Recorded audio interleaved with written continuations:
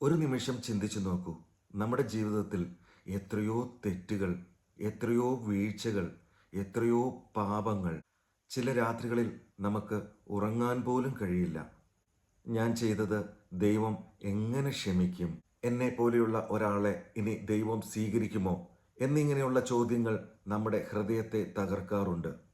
പക്ഷേ ദൈവം നമ്മെ നോക്കുന്നത് നമ്മുടെ ഭൂതകാലം കണ്ടല്ല, നമ്മുടെ ഹൃദയം കണ്ടാണ്. ഒരു ചെറിയ കുട്ടി നടക്കാൻ പഠിക്കുമ്പോൾ പല തവണ വീഴും. വീണ ഓരോ സമയവും അമ്മ അവനെ ശകാരിക്കുകയല്ല ചെയ്യുന്നത്, ഓടിച്ചെന്ന് എടുത്തുയർത്തി നെഞ്ചോട് ചേർക്കും.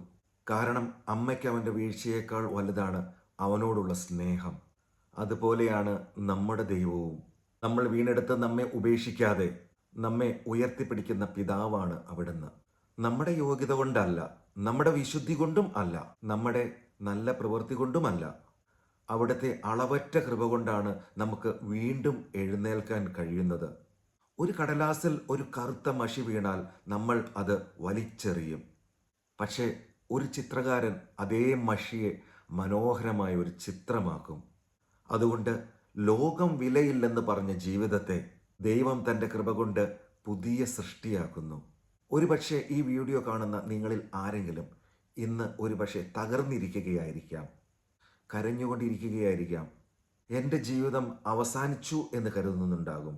ഇന്ന് ദൈവം നിങ്ങളോട് പറയുന്നത് ഇതാണ്: നിന്റെ പാപത്തേക്കാൾ വലുതാണ് എൻ്റെ കൃപ.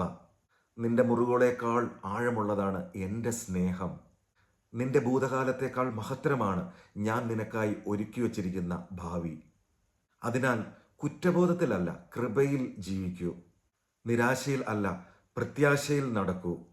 കാരണം ദൈവത്തിൻ്റെ ഒരു സ്പർശം മതി കരയുന്ന രാത്രിയെ സന്തോഷത്തിൻ്റെ പ്രഭാതമാക്കുവാൻ. നമുക്ക് ലഭിച്ച ഈ കൃപയ്ക്ക് നമ്മുടെ അവസാന ശ്വാസം വരെ നന്ദിയുള്ളവരായിരിക്കാം. ദൈവത്തിൻ്റെ അളവറ്റ കൃപയാണ് നമ്മുടെ ജീവിതത്തെ മാറ്റുന്നത്. നമ്മുടെ യോഗ്യതയല്ല, അവിടുത്തെ സ്നേഹമാണ് നമ്മുടെ പ്രത്യാശ. ദൈവ തിരുനാമം മാത്രം മഹത്വപ്പെടുമാറാകട്ടെ.